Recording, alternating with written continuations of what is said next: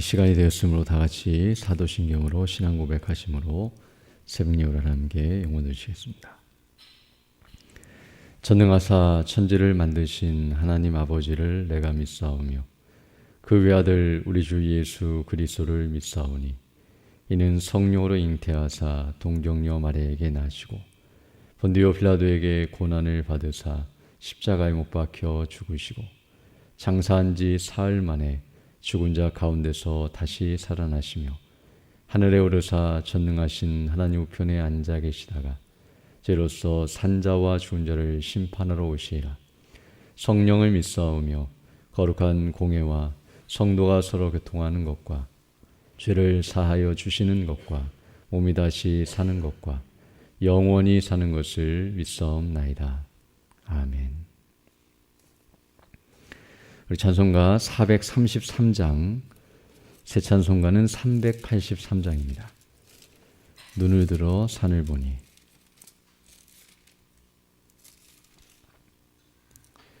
433장, 383장 함께 찬양되겠습니다.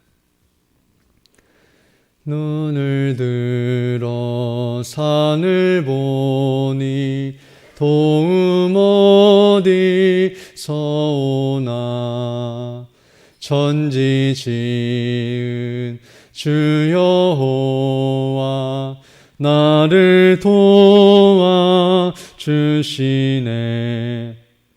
너의 발이 실족치 않게 주가 깨어 지키며 택한 백성 항상 지켜 길이 보호하시네.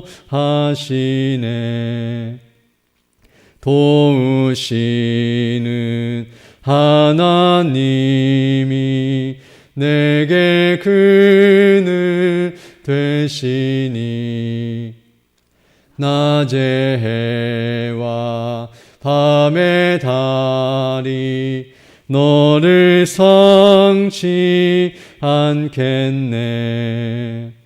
내게 화를 주지 않고 오늘 보하시며 너의 줄이 지금부터 영영 인도하시리.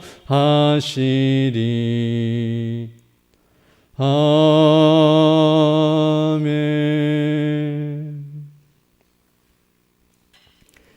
하나님 말씀은 욥기 38장 31절로 33절 말씀입니다.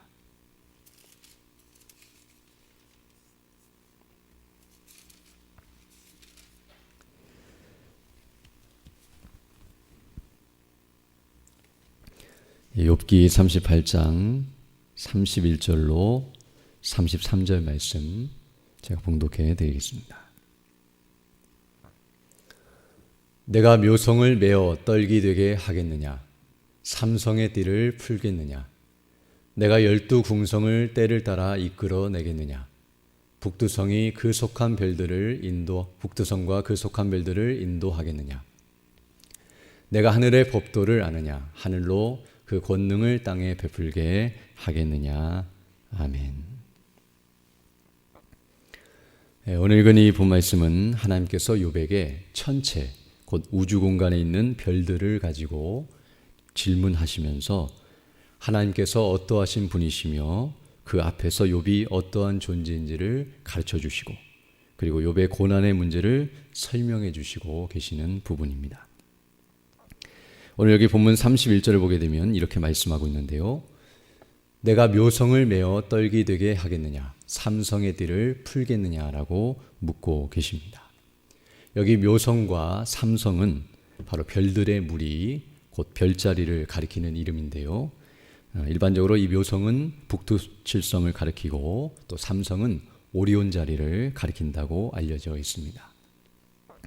그런데 여기서 하나님께서 이런 묘성을 메어 떨기 되게 하겠느냐라고 묻고 계시는데요.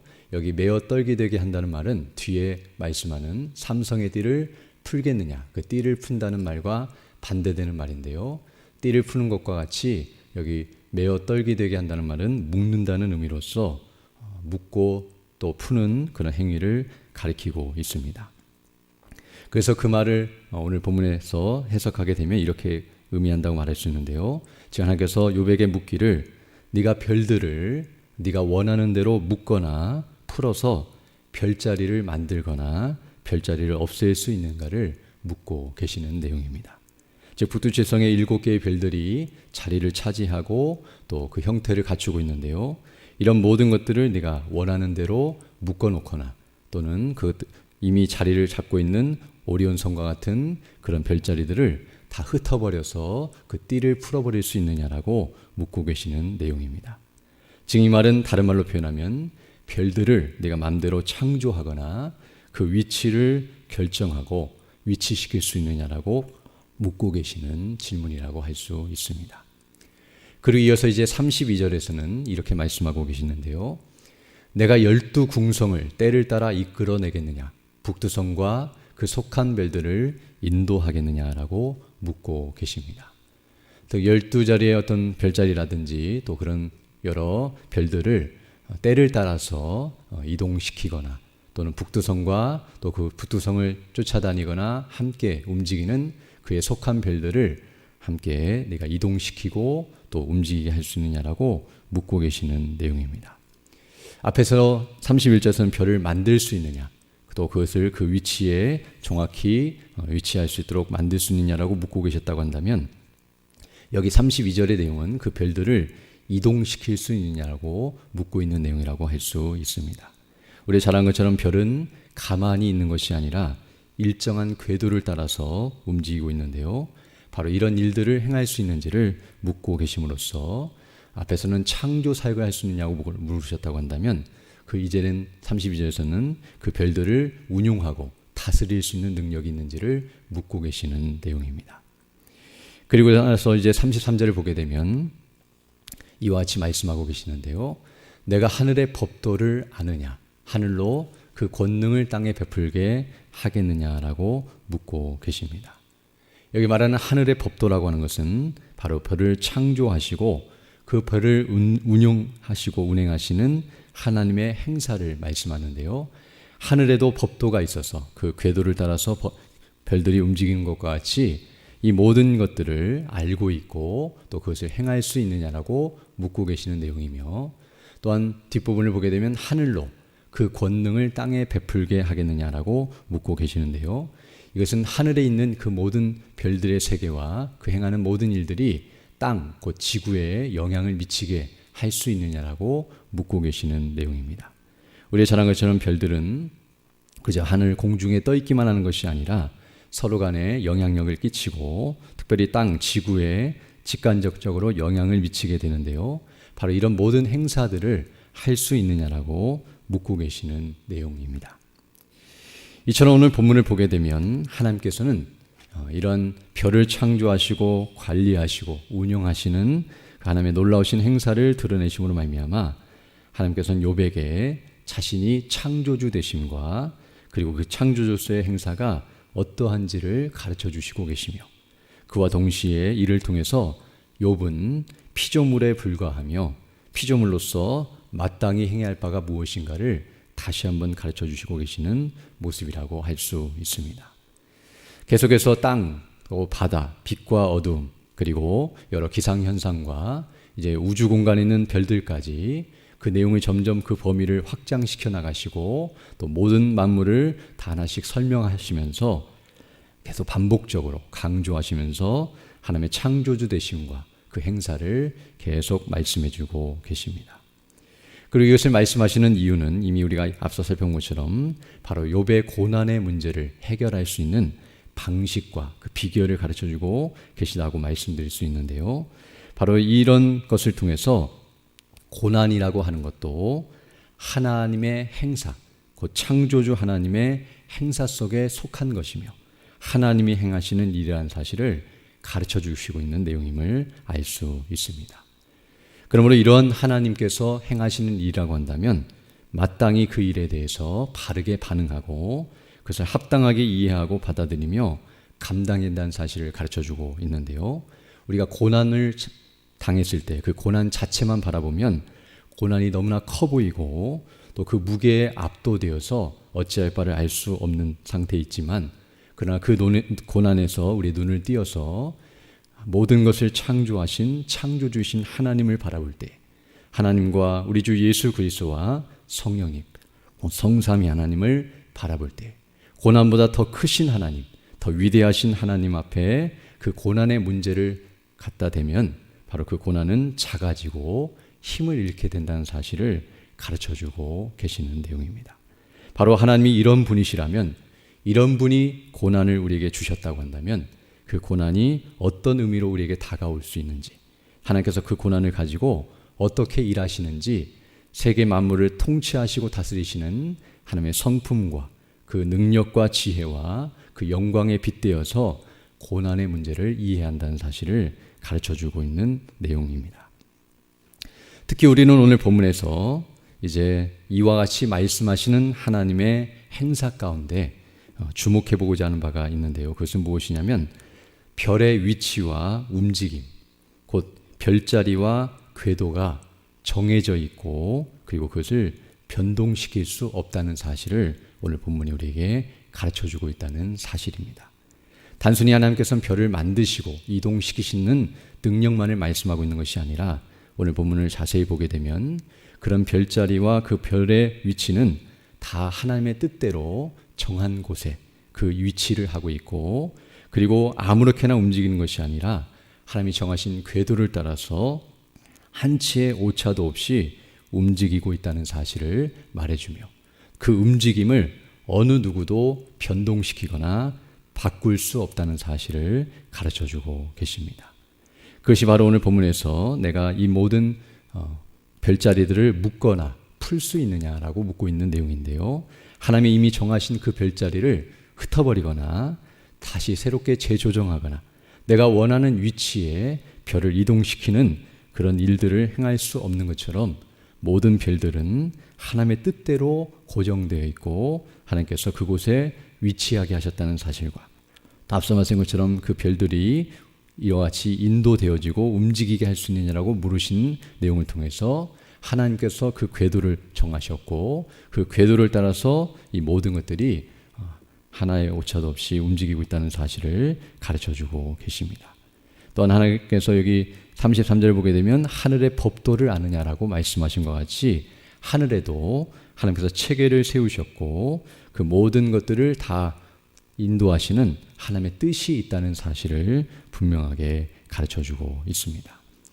그리고 이와 같이 별들이 하나님의 정하신 뜻을 따라서 위치하고 움직인다는 사실은 바로 하나님의 뜻은 반드시 이루어진다는 사실을 우리에게 가르쳐주고 있습니다. 왜냐하면 별들뿐만 아니라 이미 앞에서 우리가 계속 살펴본 바 있는데요. 땅과 바다와 모든 기상현상과 모든 만물이 바로 하나님의 뜻 가운데 움직이고 진행된다는 사실, 그리고 그 하나님의 뜻을 이루도록 그 모든 것들이 진행되며 움직인다는 사실을 말해줌으로써 궁극적으로는 하나님께서 이 모든 것들을 활용하셔서 하나님의 뜻을 이루실 것이며, 그래서 뜻은 반드시 이루어진다는 사실을 확증적으로 가르쳐주고 계십니다. 또 오늘 본문에서 이와 같이 내가 할 수 있느냐라고 물으시는 것은 욥뿐만 아니라 모든 피조물, 사단도 이런 일들에 대해서 자기 멋대로 행동할 수 없다는 사실을 말해줌으로써 하나님의 뜻을 변개시키거나 무너뜨리거나 하나님의 뜻이 이루어지지 않는 대로 나아갈 수 없다는 사실을 더 확실하게 가르쳐주고 계십니다. 그리고 이것을 통해서 우리가 다시 한번 깨닫게 되는 것은 고난도 마찬가지인데요. 바로 고난이라고 하는 것도 하나님의 뜻대로, 정하신 뜻대로 우리에게 주어지는 것이며 그 뜻을 이루도록 고난이 주어진다는 사실을 가르쳐주고 있습니다. 그러므로 그런 연장선상에서 생각해 본다면 고난이라고 하는 것은 도리어 하나님의 뜻을 이루어가는 과정이며 그 통로라는 사실을 우리에게 가르쳐주고 있으며, 또 고난마저도 그 하나님의 뜻을 결코 변동시킬 수 없다는 사실, 우리가 어떤 고난을 당해도 우리를 향하신 하나님의 뜻은 결코 변개시킬 수 없으며 그 하나님의 거룩하신 뜻은 반드시 성취된다는 사실을 우리에게 가르쳐주고 있습니다. 즉 사단이 아무리 이와 같이 요동치고 욥을 괴롭히고 또 하나님의 행사를 무너뜨리려고 공격한다 할지라도 어떤 일이 일어나도 하나님의 정하신 뜻은 그대로 진행되며 반드시 이루어진다는 사실을 하늘의 별들을 통해서도 이와 같이 확증적으로 설명해 주고 계신 것입니다. 그래서 결론적으로 말씀드리면 바로 우리 주 예수 그리스도 안에서 이루시고 완성하실 그 하나님의 거룩하신 뜻, 바로 우리를 그리스도 안에서 구원하시고 그리고 예수님 재림하실 때에 그 하나님 나라가 완성될 그 거룩하신 뜻은 반드시 이루어질 것이기에, 그리고 고난이라고 하는 것은 그 뜻을 이루는 과정에 불과하며 어떠한 고난이 우리에게 일어난다 할지라도 우리를 향하신 그 하나님의 뜻을 무너뜨릴 수 없고 또 변개시킬 수 없다는 사실을 우리가 생각할 때에 확신을 가지고 또 이런 소망을 가지면서 고난을 바라보고 그 고난을 능히 감당하면서 그 뜻을 이루어가는 자들이 되어야 한다는 사실을 우리가 깨닫게 됩니다. 오늘도 이 사실을 다시 한번 기억하면서 그 은혜로 충만하여서 우리가 하나님의 은혜와 그리스도 안에 있는 그 놀라우신 영광과 능력을 주목하고 성령의 인도하심 가운데서 그 뜻에 온전히 순종하고 또 그 뜻을 이루는 복된 삶을 살아가는 하루가 되기를 간절히 소망합니다. 함께 기도드리겠습니다. 거룩하시고 자비로우신 아버지 하나님, 감사를 드립니다. 지난 밤에도 우리에게 은혜를 더하여 주시고 이렇게 다시금 새날 새 아침을 시작하며 주께 경배하며 예배할 수 있도록 은혜 베풀어 주심을 감사드립니다. 이 세상에 수많은 일들이 일어나지만 그 모든 것들이 하나님의 정하신 뜻을 따라 운용되며 또 그 뜻을 이루는 대로 하나님께서 이끄시고 인도하신다는 사실을 기억하면서 어떤 일이 일어나든지 두려워하거나 염려하는 것이 아니라 오히려 그것을 통해 하나님의 거룩하신 뜻이 이루어질 것을 확신하고 소망하면서 기쁨과 감사함으로 믿음으로 그 일을 잘 감당하여 주의 이름과 그 영광을 높이며 나아가는 우리 모두 될 수 있도록 은총을 더하여 주옵소서.